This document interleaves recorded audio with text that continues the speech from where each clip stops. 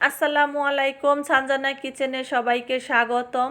প্রিয় বন্ধুরা, সবাই কেমন আছো? চলে এসেছি আজকে আরেকটি লোভনীয় রেসিপি নিয়ে।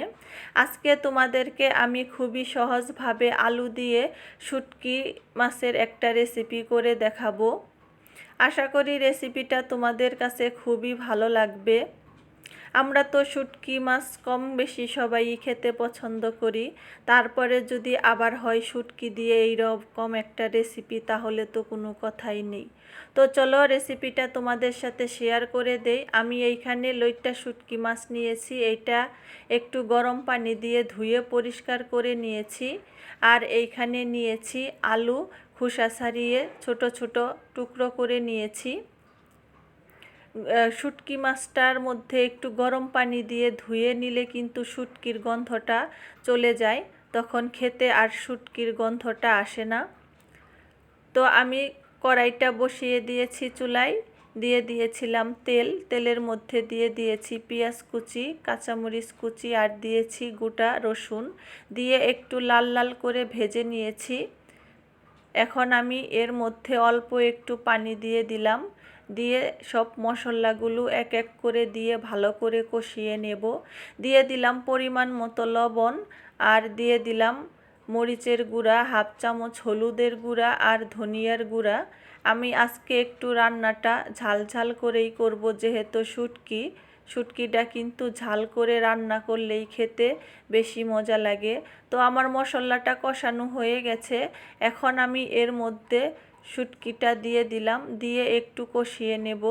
কষানো হয়ে গেলে তারপর আমি আলুটা দিয়ে দেব, দিয়ে মশলাটার সাথে ভালো করে আলুটা মিক্সড করে একটু পানি দিয়ে এটাকে আমি ঢাকা দিয়ে রাখবো, এটা একটু সেদ্ধ হওয়ার জন্য। তো আমার রেসিপিটা যদি তোমাদের কাছে ভালো লেগে থাকে, প্লিজ লাইক কমেন্ট শেয়ার করে দিও।